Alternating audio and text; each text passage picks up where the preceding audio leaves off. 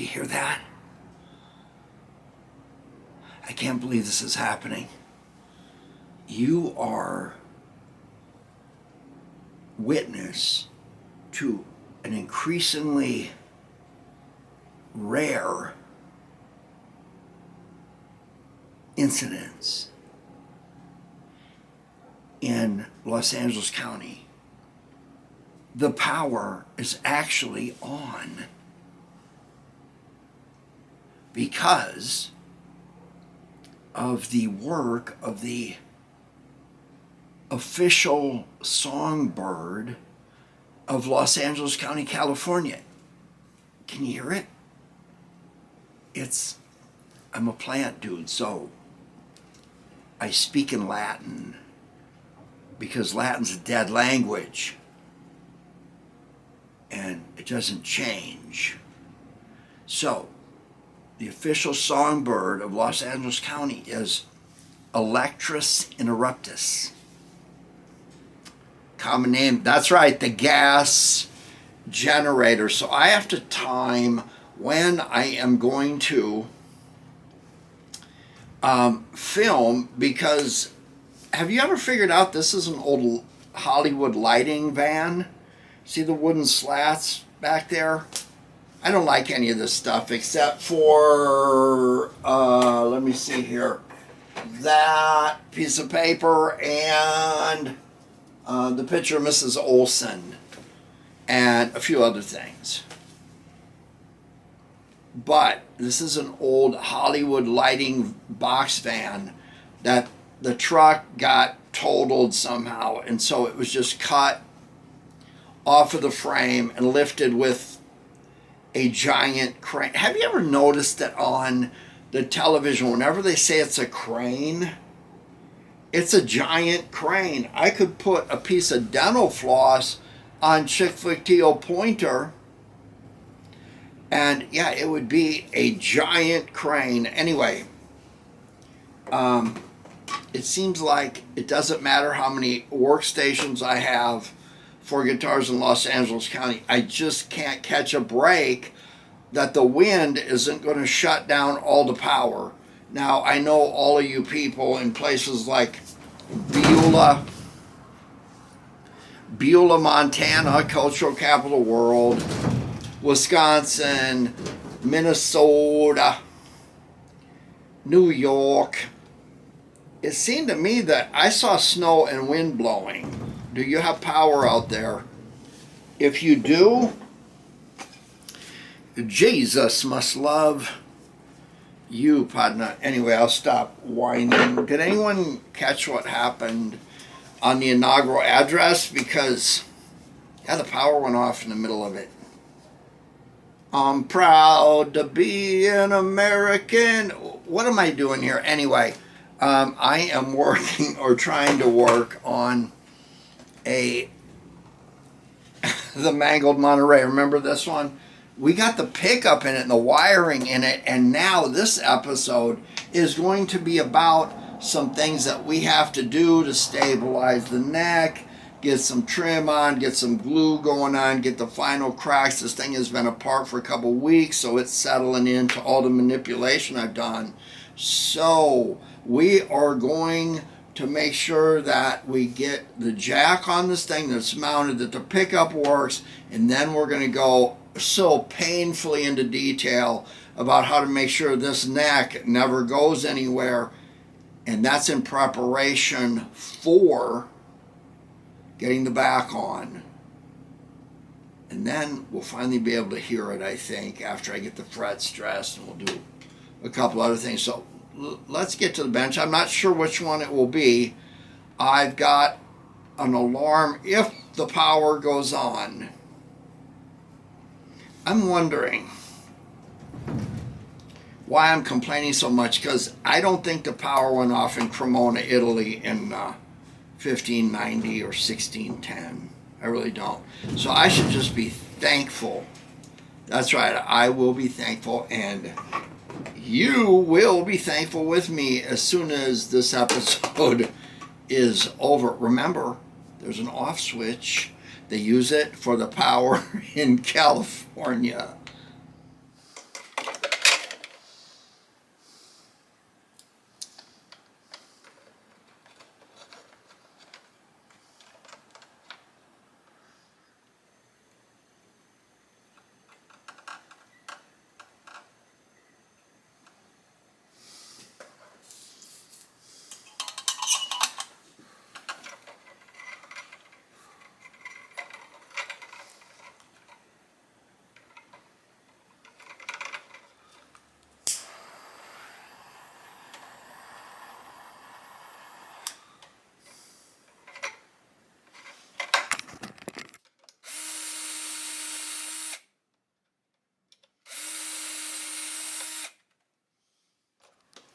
That 61 license plate. It's the only piece I had.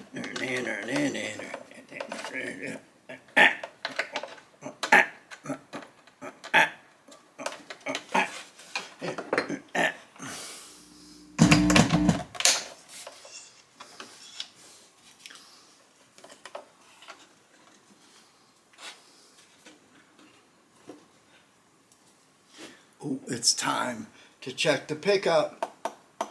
Ooh.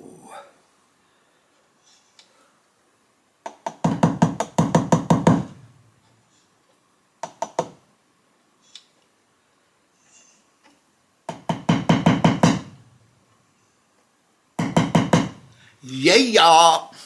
I'm thinking I should turn the guitar around. Okay. Let's do that. But you saw that this is the neck stand. Guys, pay attention to your neck stands.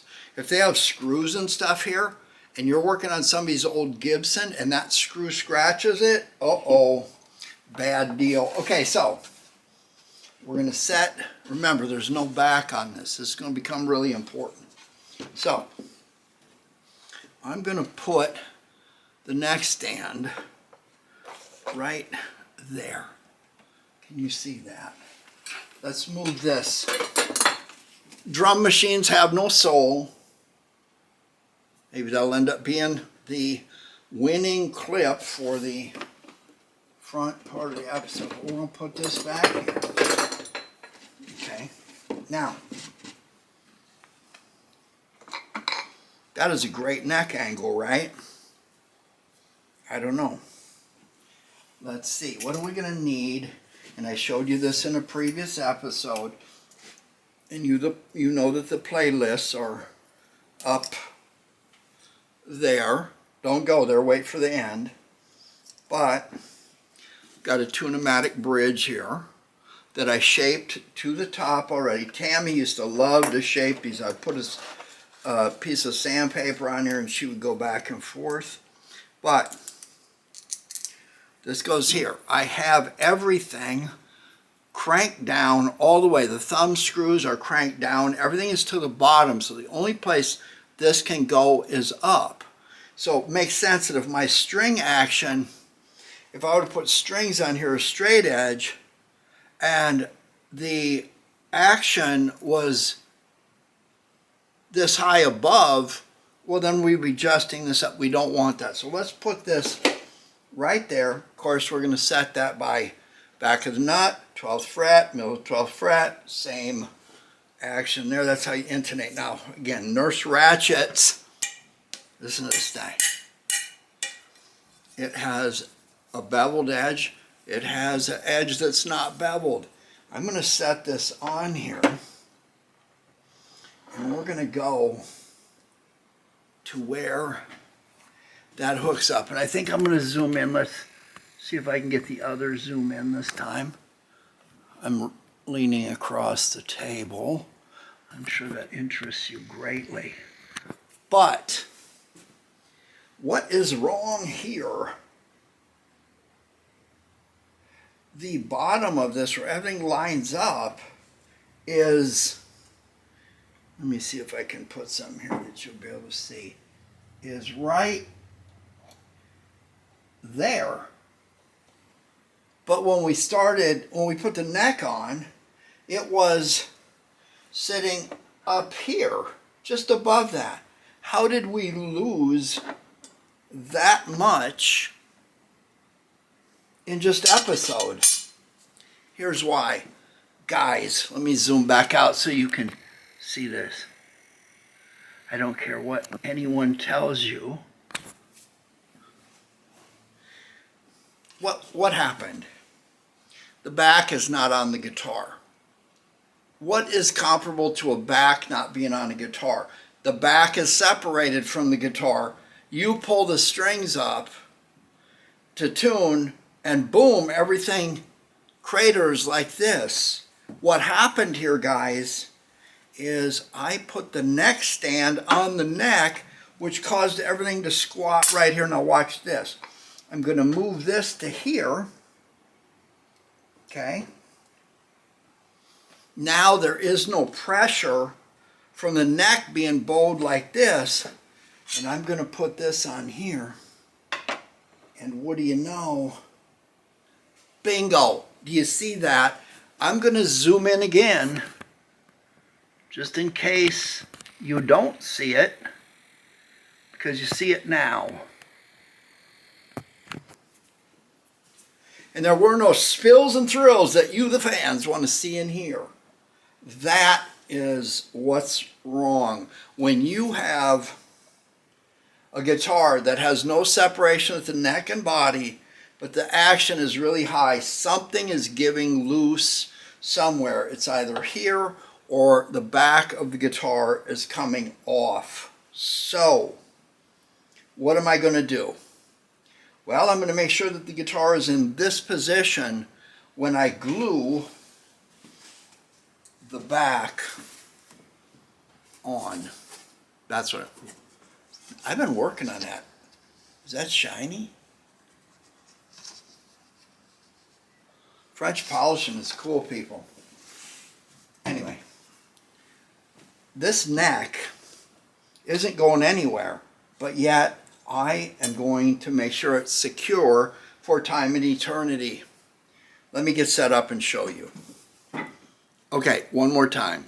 This has an Allen head socket. It is threaded at the end. That's a T-nut, and it has 3 holes in it. The idea is we're going to go through the neck all the way through, but because this goes inside of here, we have to drill these holes in such a way that we're going to be able to use the right bits, and that's really, really important. So the first thing you're going to do is you're going to get a long bit that's not very big, one that will go all the way through. You're going to determine where that goes right here. I tell you to keep tags on your guitars and then they hang in the way. But anyway, then I'm going to tell you this washer right here needs to squat down on the neck right there. That washer right there. So I'm going to put that washer after I drill a little pilot hole in right there, and I am going to take a pencil, preferably an election pencil from a winner. Yeah, that's me. And I'm going to draw a circle around that washer right there. And then I'm going to take a chisel and I'm going to carefully get a spot where that washer will sit down. Now, if I need to take my drill with a bit on it sideways and do some of this action to flatten that out, that's good. Then I'm going to take a series of progressively larger bits until I get one that is, let me help myself here, just big enough to allow me to put this in here, but I'm going to have to screw it in. You see that? I want it to be tight enough where it gets down to the neck block, the head block, and then I have to screw it in. You hear that? You see how that washer fits right there? Right there. Now, here's the problem. If I use a big bit and go all the way through, when I get to the inside, Forstner bits have a little tiny point there. You see it? If I've drilled this out to a hole this big, that Forstner bit is not going to sit when I go to drill like this, and it's going to waller all over the place. So you put the Forstner hole in where this is going to sit down in the head block here. And on top of that, you are going to have to, once you know where the Forstner hole bit is going to go, you see that? That all depends on that angle we looked at a minute ago, not the other angle. You know, the one that had the strings in the wrong place. But the final thing you're going to do is this fits in like this, not like this.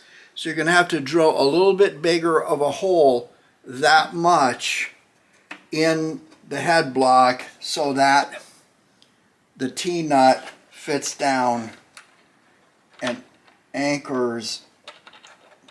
You know, when I do this off camera, it's awesome. See that? When I run the Allen bolt all the way in, we're going to have to drill that a little bit bigger. All this needs to be done before you put anything in. Okay, now that I've got everything lined up, nothing tightened up, I'm going to take a pencil in behind here, and that's going to tell me how much bigger I need to drill that hole in there to accept this coming in the right way. Let me get this put together again. This was all lined up when the headstock was not sitting on a neck stand. Those neck stands give you a different point of equilibrium. If you're doing setups and you're filing frets and you keep going over and you can't get it right, you'll figure out that because you're moving this up and down the neck, it gives you a different balance point. The fat kid jumps off the teeter-totter and you got a mess.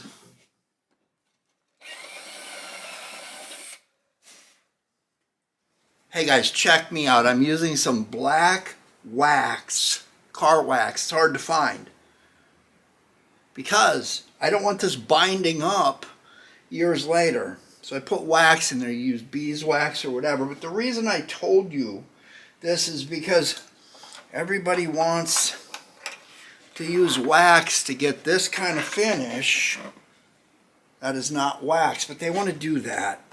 And what inevitably happens is when you're using white or light colored wax, it will get down in here in this binding crack and it will leave dandruff that you'll never get rid of. Get a can of this, use it sparingly. Don't blame me when it doesn't work. You are welcome. Okay, here's that T-nut. Remember that it goes in this way where the shoulder goes into that bigger hole we drilled.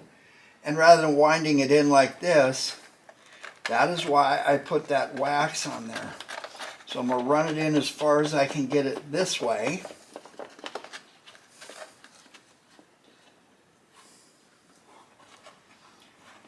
Now if I turn both of them at the same time, at some point it will tighten up.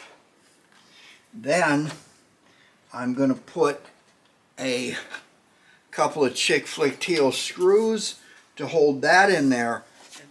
Okay, now that I have everything fairly snug, what I want to do is I want to flip this over, get the neck stands out and put them, that's right, anywhere except the neck, right? And we are going to put our bridge back on, adjustment screws to the back. If you've never seen one of these, you can adjust each one of these so your intonation can get fine-tuned for each string. And then we put this on here, and what do you know? It's right where it was. Bingo. Now I can tighten that up by making sure that everything is in the right spot. If you do this wrong, you're going to pitch the neck. That's the problem with running a screw in the neck. This thing is going to stay forever. Okay, we've got everything lined up. I'm putting the chick flick teal screws in the T-nut there. And this is why you recess it in so it doesn't stick out. Now, some people might say, hey, you know what? That doesn't look like it's in the center. Well, let's look at it this way.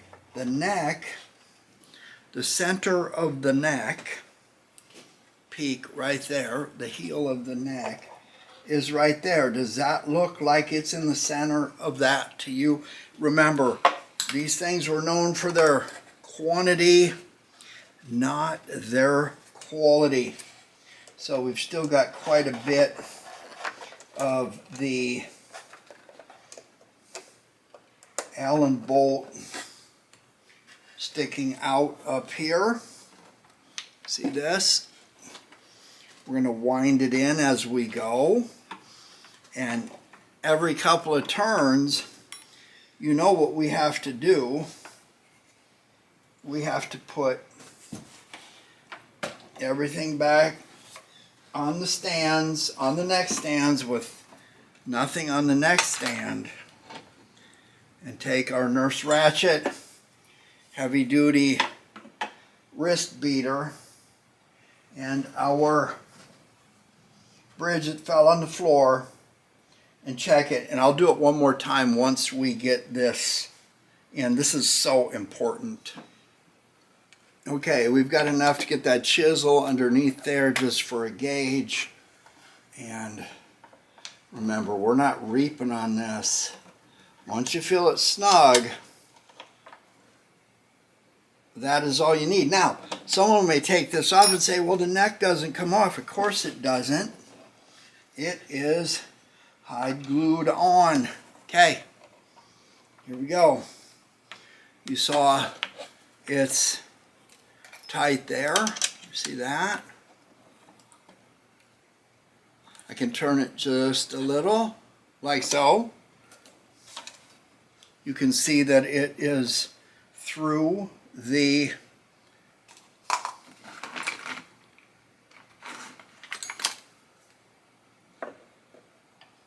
head block there.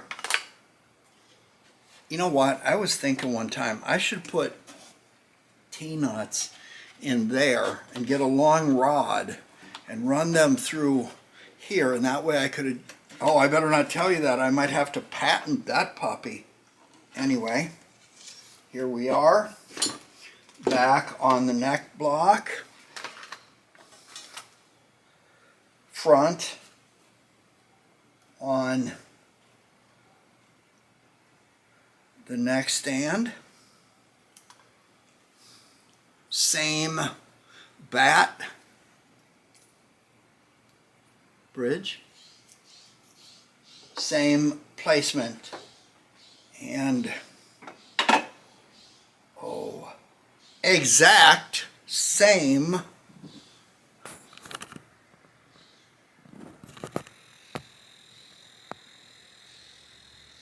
neck angle. Yeah. You know, it's almost like I've done this before. Hey, those new frets look pretty good too. Imagine that. Alright guys, I got the hot hide glue out. Remember, 140 to 145 is a great temperature. Keep it in the water, keep it hot, because it will start gelatinizing pretty quickly. Got that little crack right there. We're going to come over to the top and get this side of it. And we're just going to, you can see it steaming right there. Check that out. We're just going to put a run of it there. That's funny. You can see the wood fogging up. But we're just going to put a little run of it there. Notice we're not brushing. I'm not pumping anything in. That pumping in and out thing, if you push the glue in and the suction catches, you might pull it out. I don't know. I always just take the suction cup, get down on it, and then just go to the edge, kind of like the same motion as French polishing. Now, gotta watch that part I just did. While we're here, I'm gonna go along while this is hot and make sure that this kerfing is good right here. You want to remember that part of the kerfing is on the binding. channel. So I'm going to sand that one more time. Anywhere that I'm leaking, all I'm doing is taking, if I see a separation here or a gap, I just take this glue and let it bleed down in there, let it run in there. But that's where our binding channel is going to be. Yeah, there was something I saw up here, right there.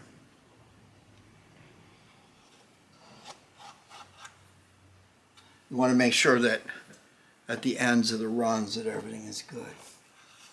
Alrighty then, good to go. Okay guys, what a guitar. Those of you that have been with me from the beginning, this thing was in rough shape. Again, the only thing redeeming about it at the beginning was the binding. I know I have put a lot of time into this thing. Now, we've got the electronics, the pickup works, the neck angle is set, everything worked out right there. I revealed my secret. You can tell that that's going to be fine. But remember, when we go to gluing this on, when the back comes together, everything has to be right. And the way the binding was set up, or the kerfing, excuse me, on this one, where it's actually the binding channel, that was kind of an ingenious thing, as long as you can do binding. So we're going to wait for some glue to dry, and it's going to be time to put the back on. Now, I know that there's some unorthodox things, and through some of my episodes, just before everything starts to come together, things seem really even uncertain. But in the end, once again, the guitar is going to be a 10, because that's right, I did it Ken's way. Everybody now,